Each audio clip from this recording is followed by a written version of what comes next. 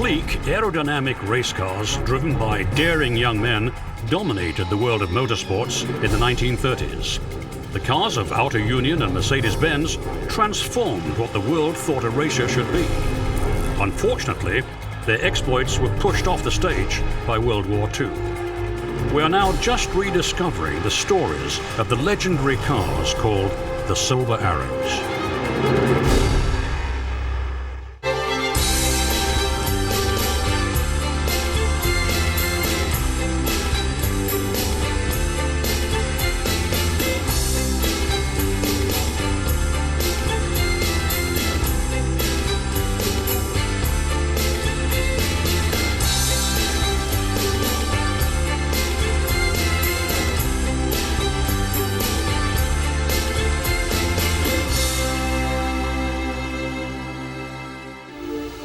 The name Mercedes-Benz is famous the world over. It's a brand known for the quality and reliability of its road cars. Some are even aware of the company's Grand Prix racing efforts. People know about the current crop of drivers and the cars. The same can be said about Audi. Its teams have won the 24-hour race at Le Mans and earned headlines in the motoring press around the world. But what most people don't realize is that these two car makers had a glorious racing history that culminated in one of the most intense rivalries ever witnessed. This Teutonic technology duel began in the early 1930s. The country was gripped by the economic depression that was the aftermath of the First World War.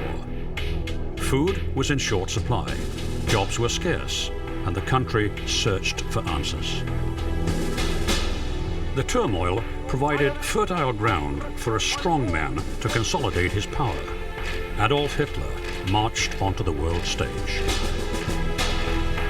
Hitler knew the German people needed something to lift their spirits. Like a Roman emperor, he would offer them bread and circuses.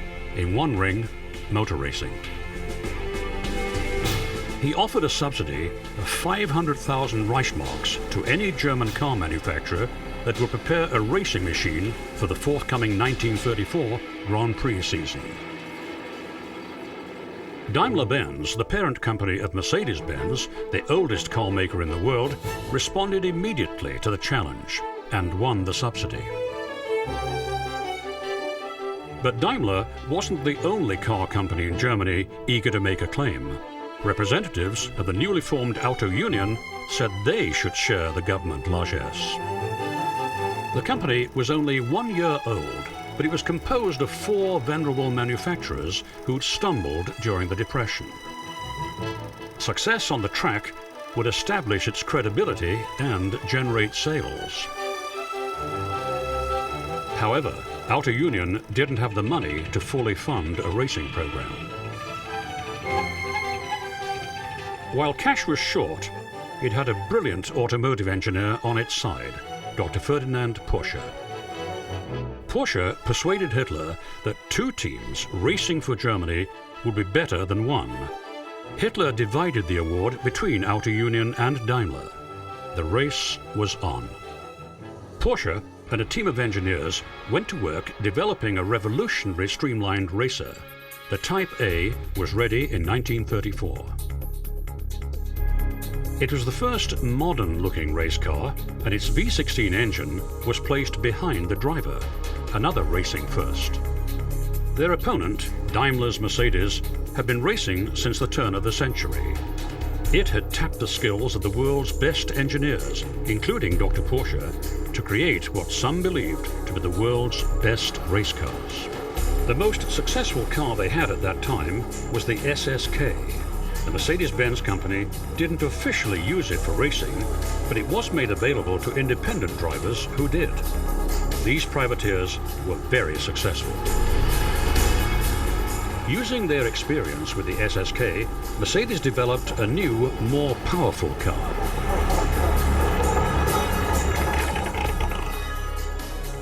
In contrast to the Auto Union, the new Mercedes Grand Prix car, the W25, placed the engine in the front. Instead of a V16, it had a straight 8. Both teams' engines were supercharged. The W25 was also a beautifully streamlined car. Together, they would stand out from the pack.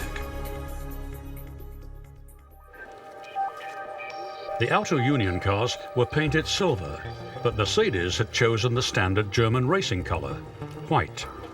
At the official weigh-in, the Mercedes cars were 2 kilograms too heavy. One Mercedes team member had an idea. He said, "Strip the paint off." That took care of the 2 kilos. They liked the plain, lightweight aluminum body and stuck with it.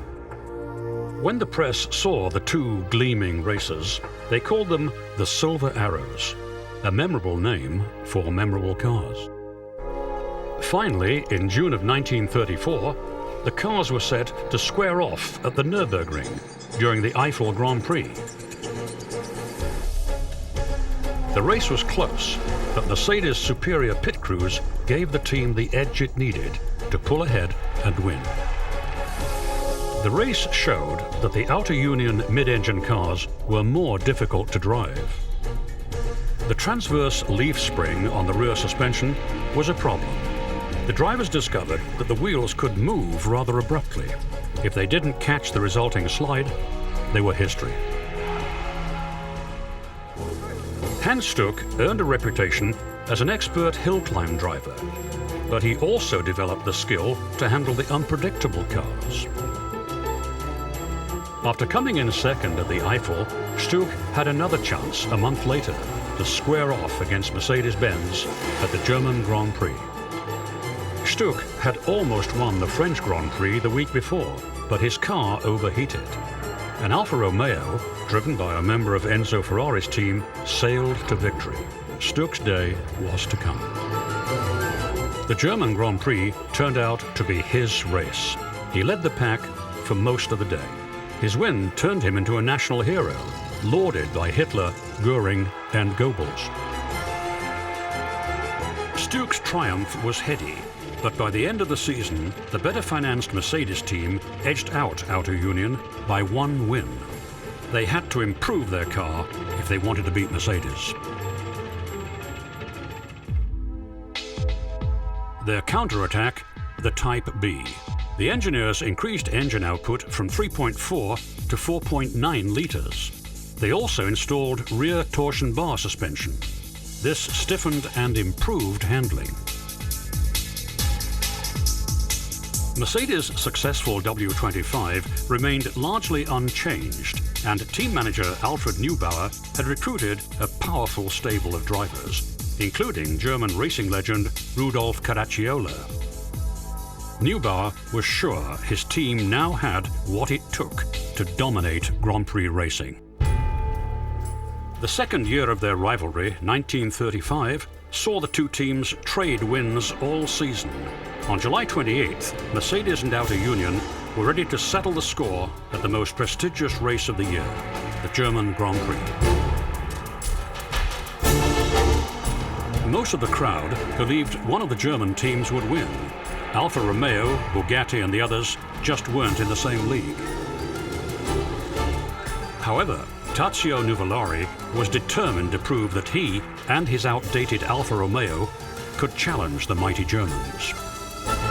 He was relentless and kept after the leader, Max von Brauchitsch, whose fast Mercedes seemed unbeatable.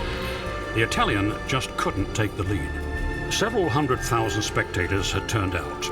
They were cheering as the Mercedes roared ahead. It looked like another victory for Germany. Then, in the last few miles of the last lap, one of its rear tires blew out. Nuvolari passed it to win.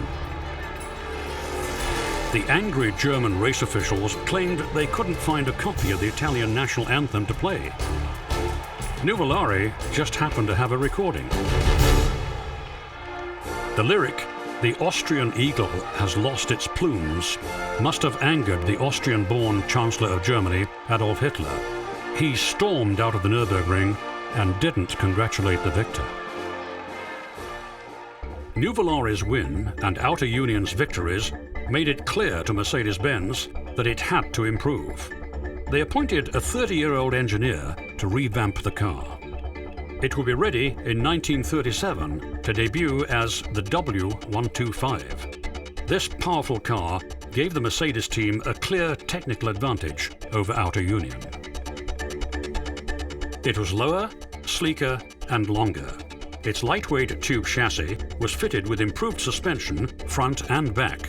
But what was most impressive was the powerful new engine hidden under the hood. The 5.6-litre straight 8 initially turned out 580 horsepower and eventually was modified to deliver 646. This was the most powerful Grand Prix car ever produced. Mercedes' massive new engine and refined design made Auto Union's Type B a perennial runner-up. So it increased the horsepower in its 6-litre engine, boosting it to 520. Unfortunately, the car's handling problems hadn't been completely overcome. But the search to find another driver who had the flair to tame its tendency to fishtail had uncovered a remarkable talent, Bernd Rosemeyer.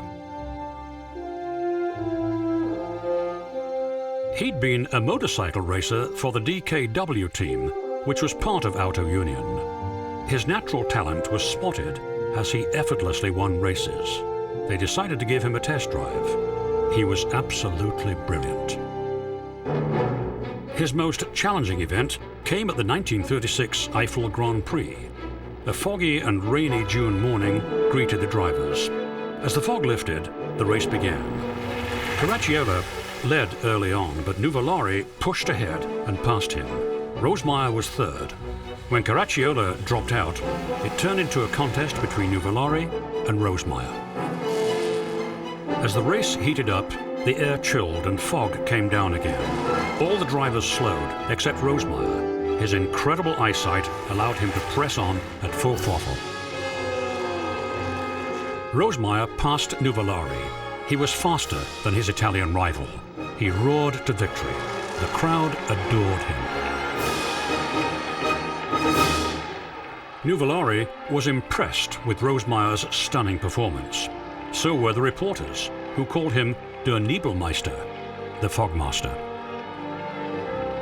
He also caught the eye of the Emilia Earhart of Germany, Ellie Beinhorn. After a high-flying courtship, the glamorous couple married. The two were inseparable, and Ellie flew Bernd to most of his races. Seemingly buoyed by marital bliss, Rosemeyer acquired a string of victories. He not only beat arch-rival Mercedes, but aced out Tazio Nuvolari, the only non-German driver who was winning any races. After claiming 5 major wins, Rosemeyer was crowned the European champion for 1936. This was a spectacular achievement for a novice driver.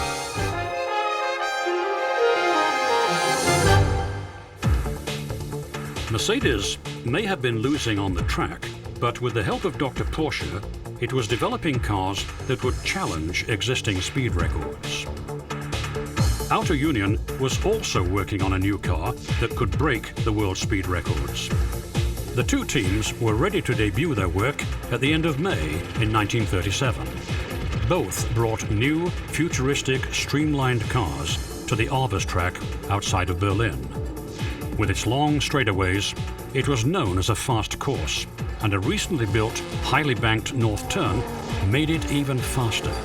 The 12-cylinder engine in the Mercedes was too heavy to qualify for the Grand Prix circuit, but it was perfect for speed record-breaking events like this.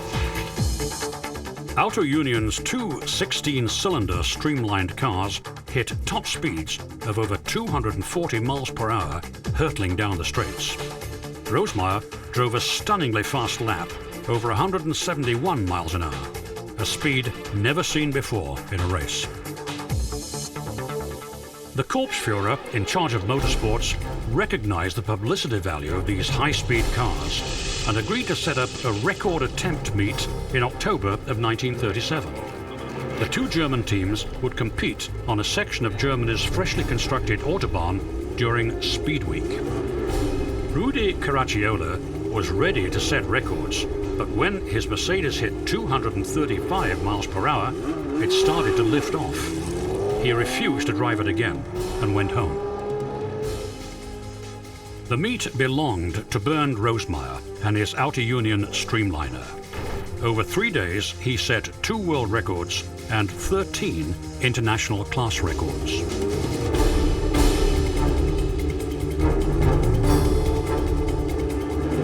He reached over 253.95 miles per hour in the flying kilometer and 253.93 miles per hour in the flying mile.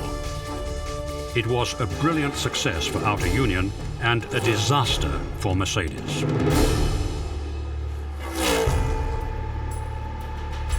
Mercedes went to work fixing its problems. This was a real failure to them, and they didn't like failure.